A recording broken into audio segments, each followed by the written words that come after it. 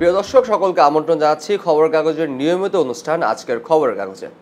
চলুন দর্শক, দেখে না যাও আজকের খবরের কাগজ আমাদের জন্য কি কি খবর নিয়ে এসেছে। সরকারের সামনে 3টি চ্যালেঞ্জ।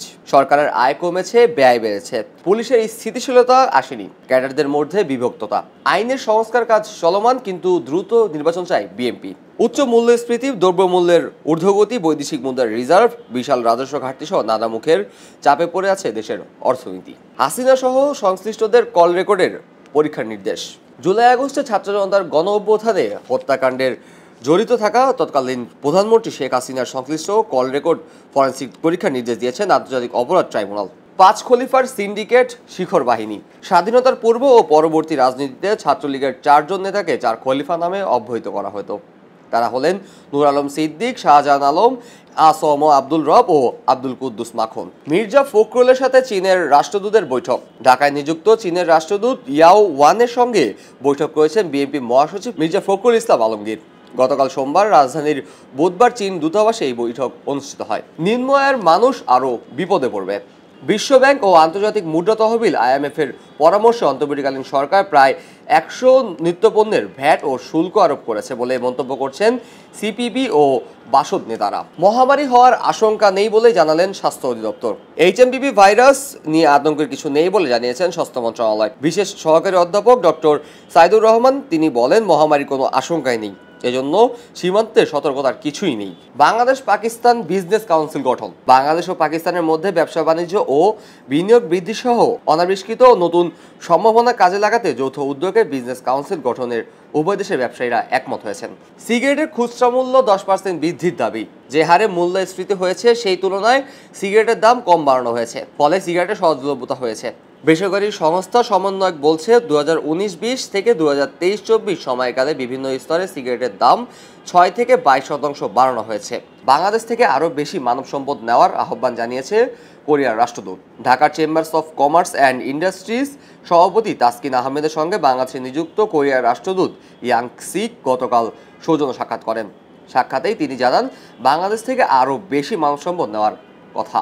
আমনে নিঃস্ব বোরো চাষে শঙ্কা। যশোরের ভবদহ অঞ্চলে বিলগুলোতে এবার বোরো ধান চাষ নিয়ে শঙ্কা সৃষ্টি হয়েছে।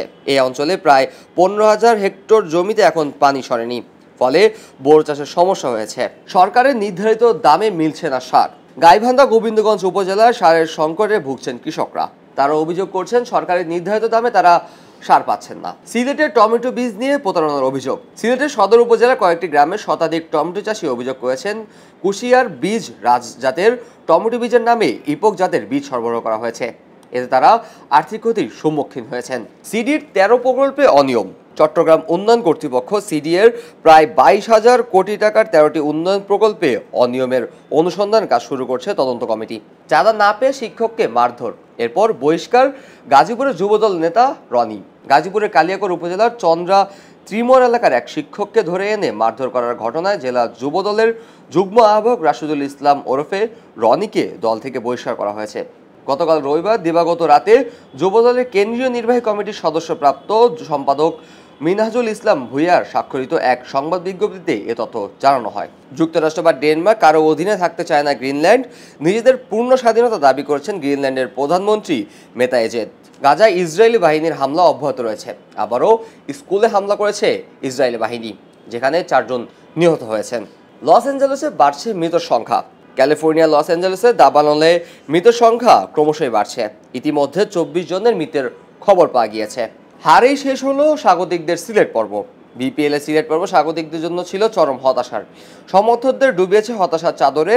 হার দিয়ে স্বাগতিকদের সিলেট পর্ব শুরু করার পরও শেষটাও করতে হয়েছে হার দিয়ে। রংপুরকে থামাতে পারল না খুলনা। জয়ের জন্য শেষ 6 বলে 12 রান প্রয়োজন ছিল খুলনা টাইগার্সের। হাতে ছিল 4 উইকেট। ক্রিজে ছিলেন 2 ব্যাটার মোহাম্মদ নেওয়াজ এবং আবু হায়দার রনি, কিন্তু তারা কেউই পারেনি। খবরের কাগজের শেষ পাতা। অনশন প্রত্যাহার, চলবে শাটডাউন। জগন্নাথ বিশ্ববিদ্যালয়ের 2য় ক্যাম্পাসের কাজে সেনাবাহিনীর কাছে হস্তান্তরের আশ্বাস মন্ত্রণালয়ের পক্ষ থেকে লিখিত বক্তব্য পাওয়ার পর দীর্ঘ 35 ঘন্টার অনশন কর্মসূচি প্রত্যাহার করেছেন শিক্ষার্থীরা। কিন্তু অনশন কর্মসূচি প্রত্যাহার করলেও চলবে শাটডাউন। সাবেক স্বরাষ্ট্রমন্ত্রীর APS এর সম্পদ ও হিসাব জব্দ। সাবেক স্বরাষ্ট্রমন্ত্রী আসাদুজ্জামান খান কামালের সহকারী একান্ত সচিব মোহাম্মদ মনির হোসেন 5,17,35,000 টাকার স্থবির সম্পদ জব্দের আদেশ দিয়েছেন আদালত। শুল্ক ভ্যাট বাড়ানোর প্রভাব বাজারে। বিশ্বের ঋণদাতা সংস্থা আন্তর্জাতিক মুদ্রা তহবিল IMF এর শর্ত পূরণ করতে গিয়ে সরকার গত বৃহস্পতিবার থেকে 100 পণ্য ও সেবায় ভ্যাট ও সম্পূরক শুল্ক বাড়িয়েছে। এতে ভোগান্তিতে পড়েছে সাধারণ জনগণ। বছরে 6 লক্ষাধিক অপরিণত শিশুর জন্ম। প্রতি বছর বাংলাদেশে 6,04,000 অপরিণত শিশুর জন্মগ্রহণ করে। বিশ্বের 103টি দেশের মধ্যে অপরিণত নবজাতকের জন্মের হারে প্রথমে বাংলাদেশ। এই হার 16.2%। দর্শক, এই ছিল আজকের খবরের উল্লেখযোগ্য শিরোনাম।